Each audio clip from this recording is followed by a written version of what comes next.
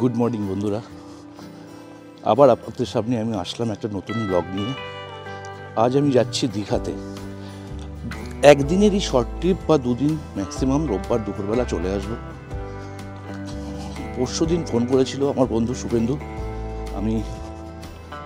আমাকে বলল, দাদা আমরা যাচ্ছি গাড়ি নিয়ে, আপনিও চলুন।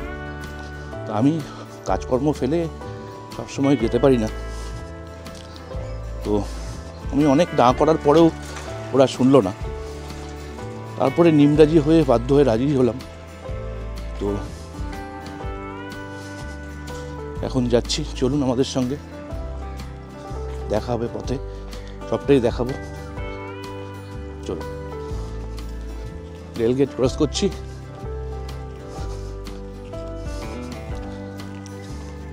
জনি হাত নাড়াচ্ছে। 8 নম্বর রেলগেট, ব্রেকফাস্ট জনির কাছে। আমরা আপাতত বেলঘড়ি এক্সপ্রেসওয়েতে উঠে গেছি। এরপরে আমরা সোজা গিয়ে কোলাঘাটে দাঁড়াবো।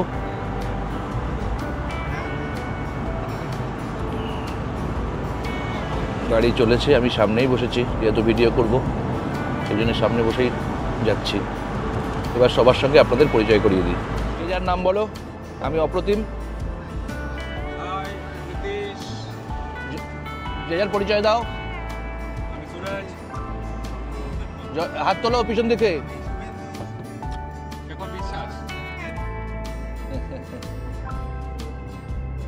বুঝতে পারলেন না তো? আমি বসেছিলাম ড্রাইভারের পাশে। ঠিক আমার পেছনে আপনারা যেমনভাবে ছবি দেখছেন, ডান দিকে হচ্ছে জনি, মাঝখানে পৃথ্বীশ, আর তার পাশে নাসির। আর ঠিক পেছনের সিটে বাঁ দিকে শুভেন্দু, তার মাঝখানে পলাশ, আর একেবারে ডান দিকে চন্দ্রমৌলি। এই ছিল আমাদের 7 জনের গ্রুপ।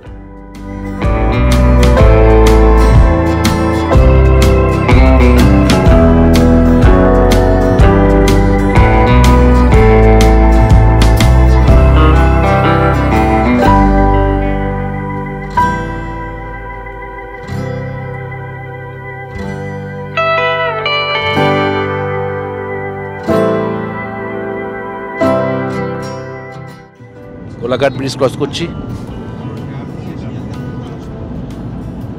এই দেখুন কোলাঘাট ব্রিজ। অনেক তাড়াতাড়ি চলে আসলাম আমরা, ঘন্টাখানেকের মধ্যে কোলাঘাট ব্রিজ।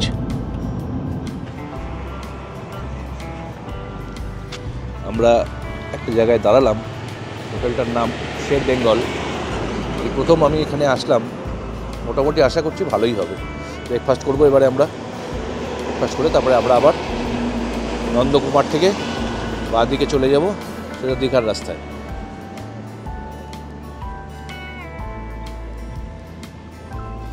তো এই হচ্ছে রাস্তা। এবার আমরা ব্রেকফাস্ট করি, চলুন। সেদিন আমরা ব্রেকফাস্ট করেছিলাম, কেউ করেছিল কচুরি আলুর তরকারি, কেউ করেছিল আলুর পরোটা, আমি নিয়েছিলাম ব্রেড অমলেট, তারপরে লিকার চা। এই করেই আমরা শেষ করলাম সেদিনকের ব্রেকফাস্ট। তো সবাই জানেন মোটামুটি ব্রেকফাস্ট দীঘার রুটে কি ব্রেকফাস্ট জেনারেলি হয়, সেই জন্য আর নতুন করে ব্রেকফাস্টের ছবি তুলে ভিডিওতে দিলাম না।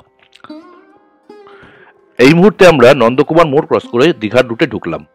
তার পাশ দিয়ে আরেকটা রুট চলে গেছে, যেটা চলে যাচ্ছে সোজা হলদিয়া। সবাই যেটা জানেন, আমি তা নতুন করে তাও আর কিছু বলার নেই।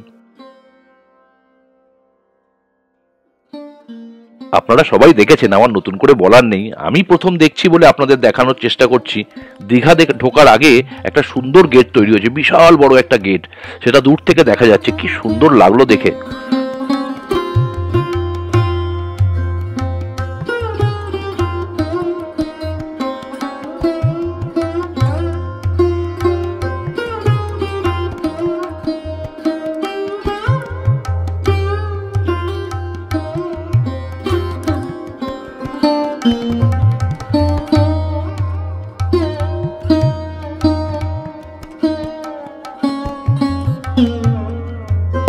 ওই দেখা যায় সমুদ্র। অবশেষে দেখা মিললো আমাদের সমুদ্র।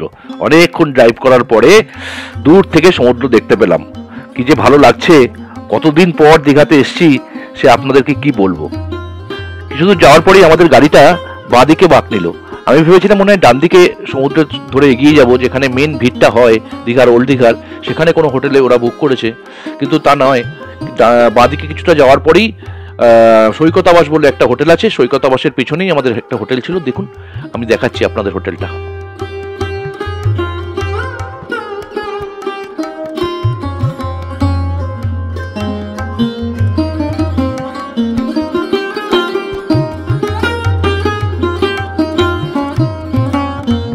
একটুখানি এগোতেই ডান দিকে সমুদ্রের ধারে হোটেল সিহক, যেটা দীঘার বিখ্যাত একটা নামকরা হোটেল, তার ঠিক পিছনেই আমাদের হোটেল, হোটেল সিগাল। দেখুন কেমন, আমাদের হোটেলটাও সুন্দর ছিল।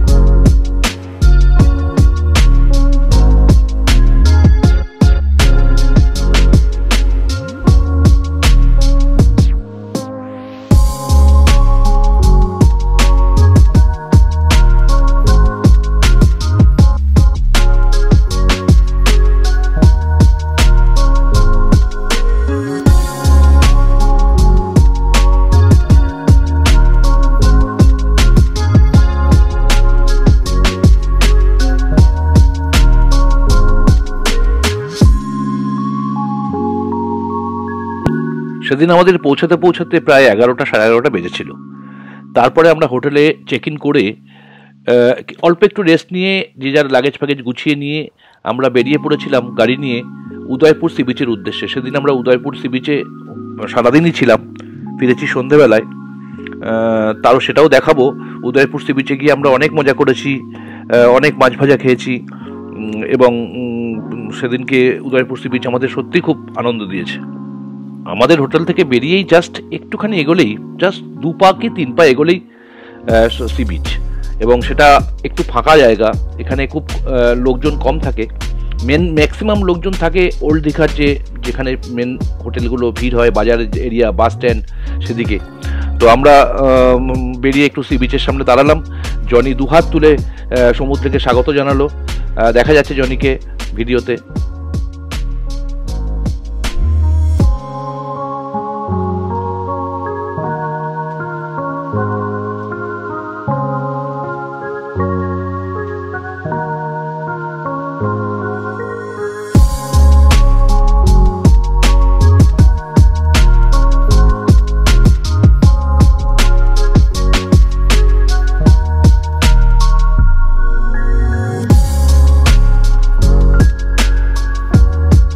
এখন এসছি উদয়পুর সি বিচে। দীঘা যেখানে আমরা হোটেলে আছি ওল্ড দীঘাতে, সেখান থেকে অল্প একটু ডিস্টেন্স, বেশি ডিস্টেন্স নয়। তো এখানে আজকে সারা দুপুর একটু থাকবো, এখান থেকেই লাঞ্চ ফাঞ্চ করবো। লাঞ্চ ফাঞ্চ করে নিয়ে আমরা আবার হোটেলে গিয়ে রেস্ট নেব। তো এখন আমরা উদয়পুর বিচটা একটু জমজমাট, ম্যাক্সিমাম লোক উদয়পুর বিচেই আসে। চলুন দেখি কেমন উদয়পুর বিচ।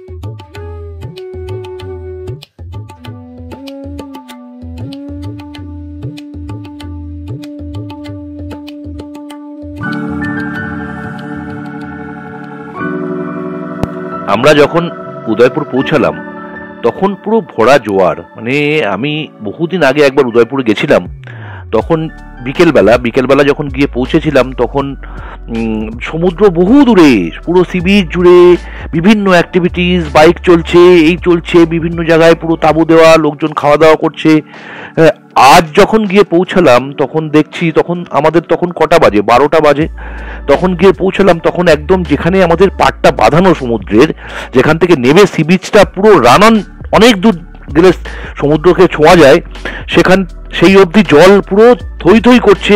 আমরা তো ভাবলাম এত জল কি ব্যাপার, তো লোকজনকে বললো এখন ভরা জোয়ার, এখন এরকম জল চলবে, এখন সমুদ্রে এরকম ঢেউ চলবে, কিছুক্ষণ পরে আস্তে আস্তে আস্তে আস্তে ঢেউটা কেটে গিয়ে সমুদ্রটা আস্তে আস্তে দূরে চলে যাবে।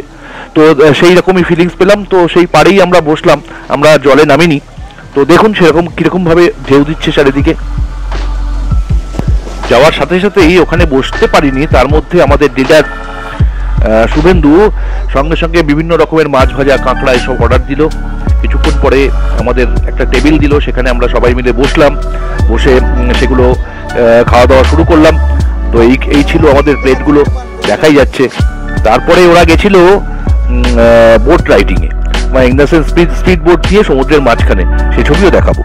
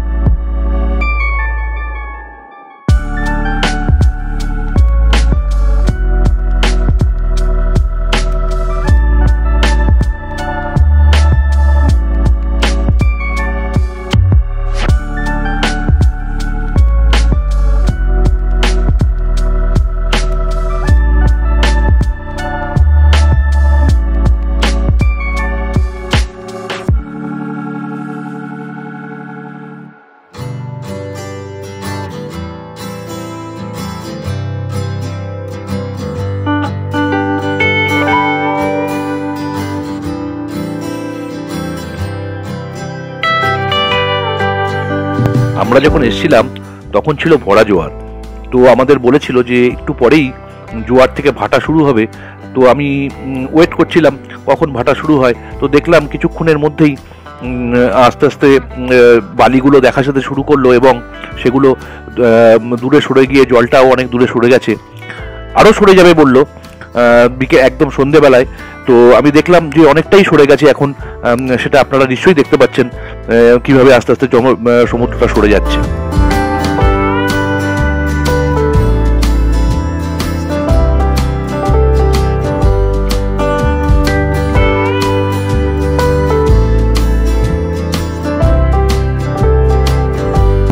কত লোকের যে জীবিকা নির্বাহ করে এই সমুদ্রকে কেন্দ্র করে সেটা দেখতে পেলাম। কেউ মালিশের জন্যে টুরিস্টদের কাছে ঘুরে বেড়াচ্ছে, একটু মাথা মালিশ, একটু গা মালিশ, কেউ ডাব নিয়ে ঘুরে বেড়াচ্ছে, কেউ কোল্ড ড্রিঙ্কস নিয়ে ঘুরে বেড়াচ্ছে, কেউ বা আবার বলছে চলুন সমুদ্রকে ঘুরিয়ে নিয়ে আসবো, কেউ বা ঘোড়ায় চড়ার জন্য ঘুরে বেড়াচ্ছে, কেউ বা আবার বলছে মোটর সাইকেল রাইড করবো। তারপরে কিছু পার্মানেন্ট দোকান আছে যেগুলো ওই অস্থায়ী দোকান যেমন বলে না, শেড দেওয়া, তাঁবু দেওয়া, সেগুলোতে বিভিন্ন রকম থার্মোকলের বাক্স নিয়ে তার মধ্যে মাছ স্টক করা আছে, সেগুলো কাস্টমারকে দেখাচ্ছে এবং সেখান থেকে যেটা পছন্দ হচ্ছে সেগুলো তারা রান্না করে দিচ্ছে। তারপরে তো আরও অনেক কিছু আছে, সবটাই আপনারা জানেন, যেগুলো হার্ড ড্রিঙ্কস, সেগুলো ওখানে উদয়পুর বিচে খাওয়া চলে, সেগুলোও বিভিন্ন লোকে খাচ্ছে। তারপরে ঊর্ধ্বশ্বাসে কিছু কিছু জায়গায় বক্স চলছে, হিন্দি গান চলছে, সেখানে সব টুরিস্টরা নাচানাচি করছে। এই নিয়েই উদয়পুর বিচটা বেশ জমজমাট ছিল সারাদিনই। এরপর আমাদের বাকি 6 জন, আমি পাড়েই বসেছিলাম, বাকি 6 জন স্পিড বোটে করে সমুদ্রের মাঝখানে ঘুরতে গেল। ওদেরকে বললো 2 কিলোমিটার যাবো, 2 কিলোমিটার আসবো। তো ওরা গেল, ওরা খুব এনজয় করেছে, সমুদ্রে ওরা ঝাঁপ দিয়ে স্নান ফান করেছে, সেগুলো ছবিও আপনাদের দেখাচ্ছি।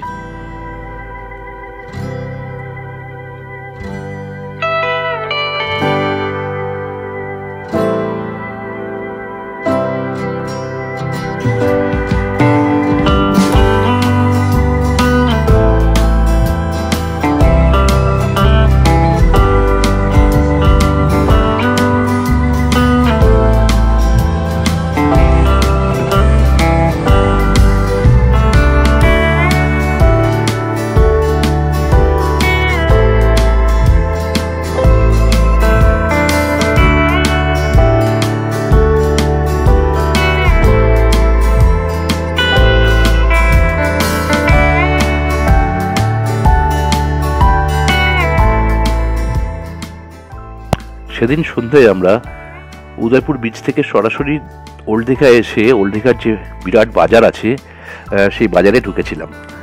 গিয়ে দেখলাম বিশাল মাছের বাজার, কত রকমের কিছু পাওয়া যাচ্ছে।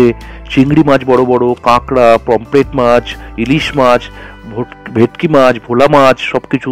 তো আমরা সেদিকে যাইনি, আমরা কয়েকটা পমপ্লেট মাছ ওখান থেকে কাটিয়ে নিলাম।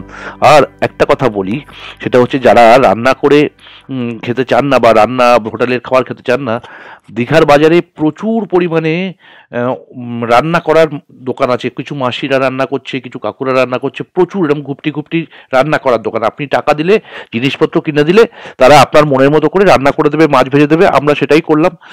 চিকেন কিনলাম 3 কেজি মতো, তারপর সেটাকে রান্না করতে দিলাম, তার সঙ্গে রুটি রাত্রের, আর তার সঙ্গে মাছ ভাজা কিনে দিয়ে আমরা দীঘার একটু সি বিচ, রাত্রেবেলার সি বিচটা হয়ে, মানে আমরা দাঁড়াইনি সেখানে, সি বিচ হয়ে আমরা হোটেলে ফিরে এসেছি। তারপরে আমরা হোটেলে বসে আড্ডা মেরেছি।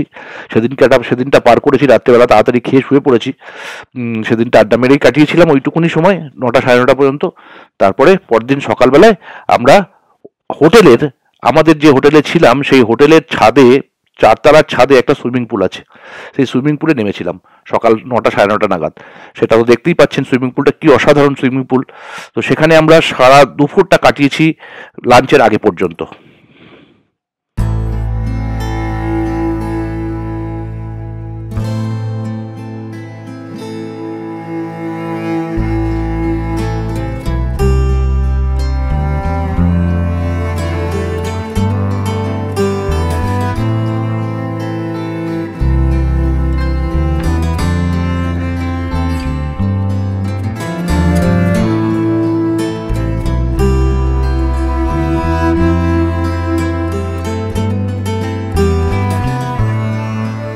শুধু তাই নয়, সুইমিং পুল থেকে ওঠার পরে রক্ষা নেই, সেখান থেকে আমরা আবার একটুখানি পাশের বিচে গেলাম, যেখানে যে বিচে সব লোকজনরা স্নান করে, সেই বিচে গেলাম, সেটাও আপনাদের দেখাই।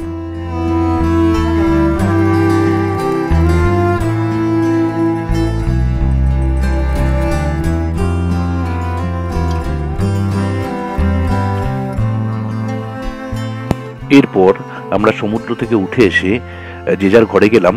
হোটেলের ঘরে বাথরুমে ফ্রেশ জলে স্নান করলাম। স্নান করে একে একে নিচে জড়ো হয়ে পাশেরই একটা রেস্টুরেন্টে গিয়ে লাঞ্চ করলাম। নর্মাল লাঞ্চ, ভাত ডাল সবজি তরকারি মাছের ঝোল করে আমরা একটু জাস্ট 5-10 মিনিট এদিক ওদিক রেস্ট নিয়ে আমরা রওনা হয়েছিলাম বালেশ্বরের একটা বিখ্যাত মন্দির, চন্দনেশ্বর মন্দির, তার উদ্দেশ্যে। এবার সেটাই আপনাদের দেখাবো।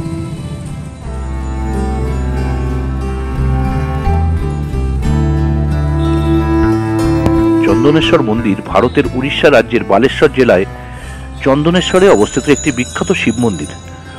উড়িয়া ক্যালেন্ডারের প্রথম দিন পানা সংক্রান্তি বলা হয়, উড়িয়া হিন্দু সৌর নববর্ষের অন্তরে পড়ে একটি বিশাল বার্ষিক মেলা প্রাঙ্গণে উদযাপিত হয়। অনেক ভারতীয় তীর্থযাত্রী এই সময়কালে মন্দির পরিদর্শন করতে আসেন। এই মন্দিরে যদি আপনি আলাদা করে যেতে চান, বালাসোর ডিস্ট্রিক্টের জলেশ্বর থেকেও আপনি যেতে পারেন, গাড়ি সার্ভিস আছে। দীঘা থেকে টোটোতে করে যেতে পারেন, নিজেদের গাড়ি থাকলে সেটাতেও যেতে পারেন। ম্যাক্সিমাম টোটোতে গেলে 15 মিনিট লাগে এই মন্দিরে পৌঁছাতে। সন্ধ্যেবেলা বিকেলবেলা যান আর সন্ধ্যেবেলার মধ্যে ফিরে চলে আসুন। যদি আপনাদের পুজো দেওয়ার ইচ্ছা থাকে, ওখানেই সমস্ত ব্যবস্থা আছে। আপনারা মন্দিরে পুরোহিত পাবেন, সেখানে গিয়ে পুজো দিন, তারপরে হোটেলে ফিরে আসুন সন্ধ্যেবেলা।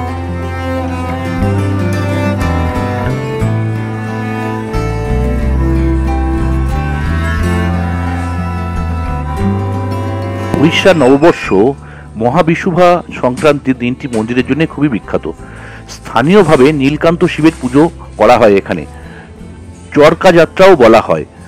প্রায় 500,000 মানুষ এখানে মন্দিরের চারিপাশে জমা হয় এবং তাদের মনোবাঞ্ছা পূরণের জন্য কয়েকদিন ধরে তারা উপোস করে থাকে।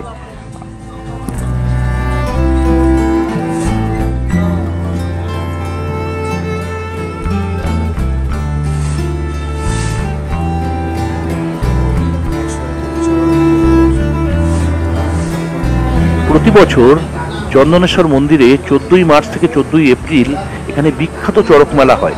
প্রচুর ভক্ত সমাগম এখানে উপস্থিত হয়। এই 13 দিন ধরে এখানে বিরাট মেলা চলে। তারপরে ভক্তরা তাদের মনোবাঞ্ছা মনস্কামনা নিয়ে এখানে পড়ে থাকে। সে এক দেখার মতো। প্রায় 3 থেকে 4 লক্ষ ভক্ত শুধুমাত্র রাতে তাদের অর্ঘ্য প্রার্থনা প্রদান করে।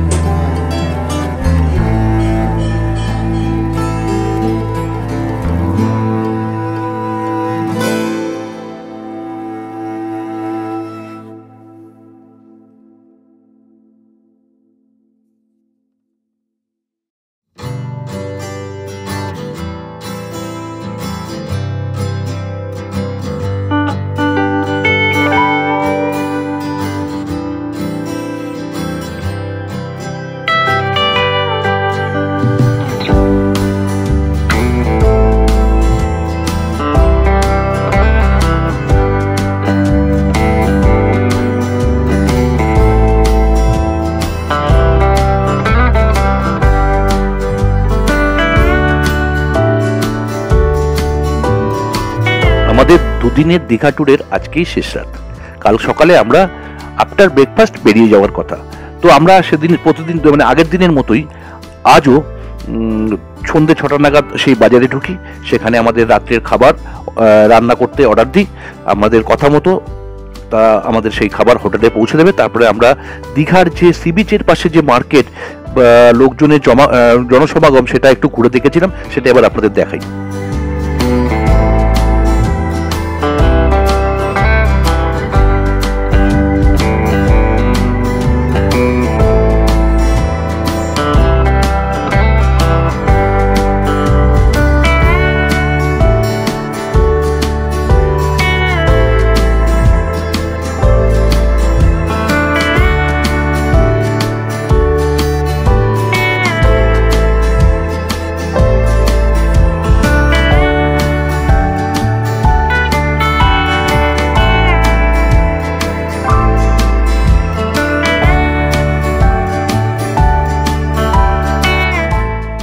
পরদিন সকাল সকালই উঠে পড়লাম।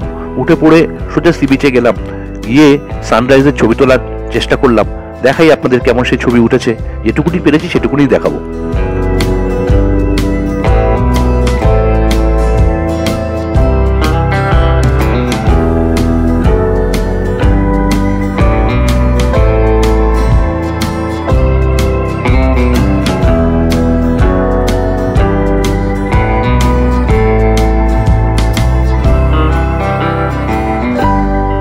সকাল সকাল সি বিচে ঘুরতে বেশ ভালোই লাগে। সকালবেলার মিঠে রোদ, তবে তখন তো একটু ঠান্ডা ঠান্ডা পড়া শুরু হয়েছে। লোকজন কম, শুধু চায়ের বালতি নিয়ে লোকজন ছুটে বেড়াচ্ছে এদিক থেকে ওদিক। চা খাওয়ার জন্য কোনো প্রবলেম নেই। সি বিচে একটু বসুন। বেশিক্ষণ বসা যাবে না, 8টা সাড়ে 8টা পর্যন্ত ম্যাক্সিমাম আপনি বসতে পারেন। তারপরে গায়ে রোদটা লাগবেই। তো আমরা সেরকমই 8:30 পর্যন্ত বসেছিলাম। বসে একটু এনজয় করলাম সি বিচ, ফাঁকা সি বিচ। তারপরে আমরা যে যার হোটেলে ফিরে আবার একটু সুইমিং পুলে গেছিলাম। সেখান থেকেও একটু ভিডিও তুলেছি, সেটাও আপনাদের দেখাই। তারপরে আমরা ব্রেকফাস্ট করলাম সি বিচের ধারেই একটা হোটেলে। সেখান থেকে আমরা এবার নিজেরা তৈরি হলাম। তৈরি হওয়ার পরে লাগেজ ফাগেজ গাড়িতে তুলে রওনা দিলাম। আসার সময় এসেছিলাম স্ট্রেট রোডটা ধরে, যেটা দিয়ে দীঘার ওই কি বলে যে গেটটা করেছে বড়, সেই গেটের সামনে দিয়ে সোজা ওল্ড দীঘা এসে পৌঁছেছিলাম। যাওয়ার সময় ভাবলাম একটু অন্য পথ ধরি। তো দীঘার সমুদ্রের পাড় থেকে একটা সোজা রাস্তা করেছে, যে রাস্তাটা সোজা গিয়ে উঠেছে তাজপুরের রাস্তায় মেন রোডে ক্রস করে আমরা মেন রোড ধরতে পারবো। তো আমরা সেই রাস্তা দিয়ে চলেছি। রাস্তাটা ভারী সুন্দর, একটু ছোট রাস্তা, মানে সরু রাস্তা, কিন্তু রাস্তাটা ভারী সুন্দর। যারা মন্দারমণি, তাজপুরে যারা আসতে চায়, যারা দর্শকরা বা যারা ঘুরতে আসতে চান, তারা এই রাস্তা ধরে সুন্দর এনজয় করতে পারবেন। তো এই ছিল আমাদের ছোট্ট দুদিনের দীঘা ট্যুরের ভিডিও। যদি ভালো লাগে সবাই মিলে দেখবেন, বন্ধুদের সঙ্গে শেয়ার করুন, আমার চ্যানেলটা সাবস্ক্রাইব করুন, আর সাবস্ক্রাইব করার সময় বেল আইকনটার অল বাটনে ক্লিক করুন, যাতে আমি কোনো ভিডিও দিলেই সরাসরি নোটিফিকেশন আপনার কাছে পৌঁছায়। ভালো থাকুন, সুস্থ থাকুন, আর আমার ইউটিউব চ্যানেলের সঙ্গে থাকুন। যদি ভালো লাগে তাহলে কমেন্ট করে জানাবেন হ্যাঁ ভালো লেগেছে, তাতেই আমি খুশি। Thank you.